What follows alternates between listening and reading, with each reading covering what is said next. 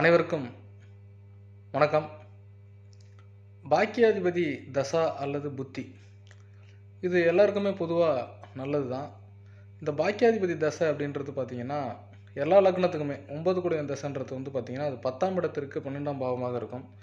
ஒருவருடைய தொழிலை முடக்கும் பாவம் என்பது 12ஆம் இடம், 10ஆம் இடத்துக்கு 12ஆம் இடம் 9ஆம் இடம், அதே மாதிரி 4ஆம் இடத்திற்கு 6ஆம் இடம்.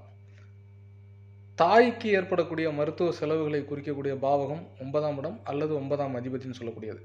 ஒருவருடைய ஜாதகத்தில் தொழில் மூலமாக ஏற்படக்கூடிய தோல்விகள், விரயங்கள், தாய்க்கு ஏற்படக்கூடிய மருத்துவ செலவுகள், அதனால் நாம் பெறும் விரயங்கள், இது எல்லாமே 9ஆம் பாவத்தில் தான் இருக்குது.